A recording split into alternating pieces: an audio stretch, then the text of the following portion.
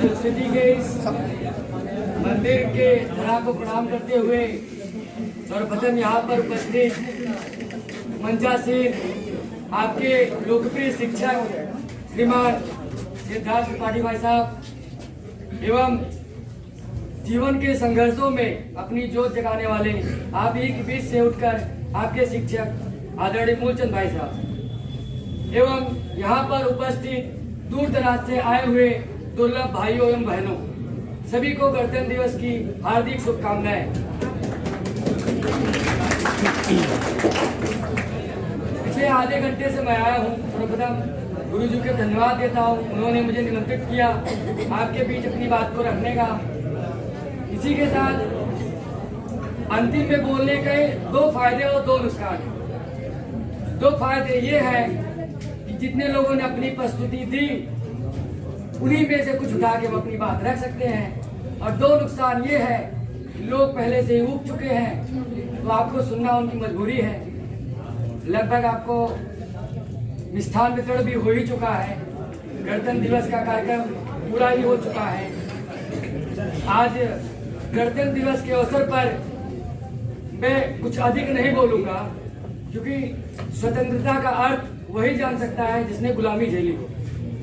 आज हम कुछ व्यवहारिक बातें करेंगे जो अपने जीवन में हम कर सकते हैं। कहने को तो बड़ी बड़ी बातें हम कह सकते हैं कि हम देश पे न्यौछावर करने के, जैसे आजकल के लगभग जितने लोग यहाँ बैठे हैं या इस देश में कहीं भी होंगे कोने में, उनके स्टेटस पर गणतंत्र दिवस की शुभकामनाओं से भरा स्टेटस पड़ा होगा।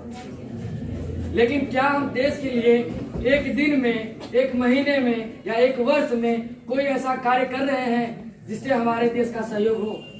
छोटी छोटी चीजें कर सकते हैं हम। जैसे आज मिनिमम कोई भी सामान्य जीवन जो सामान्य मध्यम परिवार से है अपने बर्थडे पर 2000 से 3000 रुपए खर्च कर देता है।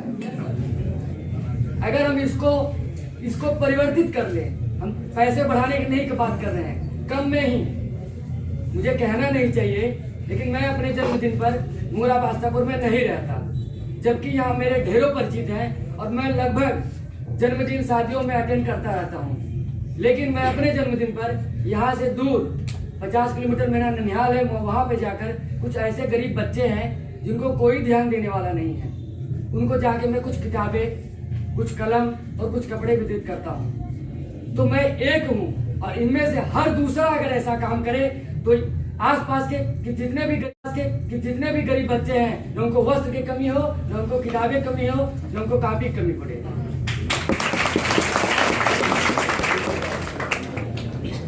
जब चंद्रशेखर आजाद जी ने, भगत सिंह ने, उनकी भी जवानी थी, उनके भी जीवन थे, उनका भी परिवार था। हमारे उधम सिंह जी जो जाके ब्रिटेन में बम उन्होंने विस्फोट किया, उन लोगों का एक सपना था।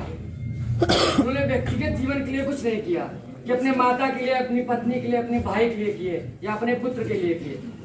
उनका विचार था कि एक दिन हमारी जो आगे वाली पीढ़ियां आएंगी वो इस दिन को नहीं देखेंगी, और हमारी जिम्मेदारी बनती है कि हम भी कुछ ऐसा करें कि हमारी आगे वाली आने वाली पीढ़ी इस दिन को ना देखे और हमारे होने पर उन्हें गौरव का महसूस हो। इसी के साथ छोटी छोटी चीजों पर ध्यान देना चाहिए। छोटी छोटी बातें ही बड़ी बातें बनती हैं। विवेकानंद को गए कितने दिन हो गए, महात्मा बुद्ध को गए कितने दिन हो गए, महावीर स्वामी को गए कितने दिन हो गए। वो भी हमारे तरह मनुष्य थे। उन्होंने त्याग किया और बहुत अधिक नहीं किया। उन्होंने बड़ी बड़ी बिल्डिंगें नहीं बनाई है, बड़े अस्पताल नहीं बनवा दिए हैं, या हमारे लिए कुछ करके नहीं गए, लेकिन उन्होंने जो किया है वो आज कोई डॉक्टर हो, इंजीनियर हो, वकील हो या झाड़ू मारता हो, वो भी इस बात के लिए गर्वानी कर सकता है। तो हमें ऐसा कुछ करना है। इसी के साथ व्यवहारिक जीवन में आज राजनीतिक से इतर मैं विषय रखता हूँ, शिक्षा का विषय है। आज अभी इलाहाबाद में आप लोग देखेंगे सूचनाएं किस तरह से प्रशासन प्रहार कर रही है बच्चों पर, क्यों कर रही है, ऐसा क्यों हो रहा है। इन मुद्दों पर आप लोग ध्यान दीजिए। सब तैयारी के छात्र हैं, मैं भी तैयारी के छात्र हूँ, इसलिए अपनी बात शिक्षा से ही जुड़ी रखना चाहता हूँ। हम लोग अध्ययन कर रहे हैं। अध्ययन का उद्देश्य मात्र नौकरी पाना नहीं होता। वो सब जानते हैं कि इतनी नौकरी सरकार दे ही नहीं सकती। जितने बच्चे यहाँ बैठे हैं, ऐसे तमाम कोचिंगों में इतने बच्चे पढ़ रहे हैं, पूरे देश में पढ़ रहे हैं, सरकार इतनी नौकरियां नहीं दे सकती। तो हमारा उद्देश्य ये होना चाहिए कि हम पढ़ रहे हैं तो हम इतना अपने आप को मजबूत बनाएं ताकि हम अपने जीवन स्तर को किसी भी स्तर पर जाकर सुधार सकें। छोटे छोटे जो सहयोग हैं, आसपास के थोड़ी छोटी छोटी सहायता होती है, किसी को इलाज करवा दे, इतने पैसे होते हैं। आजकल आर्थिक कमजोरी किसी के पास नहीं है, किसी के पास कमजोरी है तो मानसिक कमजोरी। तो हम अपने स्तर से क्या कर सकते हैं, किस तरीके से विचार कर सकते हैं और किस तरीके किसका सहयोग करते हैं, वो अपना एक हाथ आप बढ़ाएंगे और आपसे ताकि हम अपने जीवन स्तर को किसी भी स्तर पर जाकर सुधार सकें।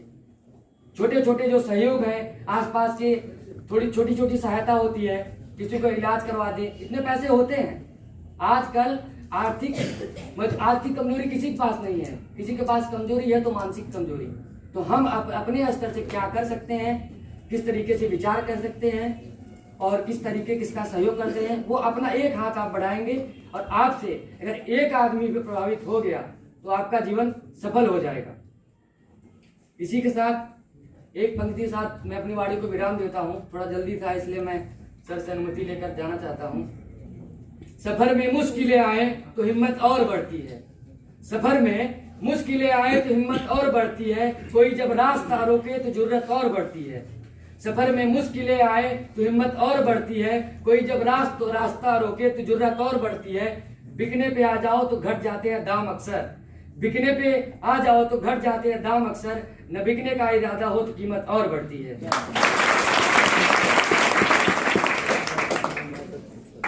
इसी के साथ अंतिम में आप एक स्वर में जयकारा लगाएंगे, भारत माता की जय। आपके स्तर का ये स्वर नहीं, भारत माता की जय, भारत माता की जय। जय हिंद, जय भारत।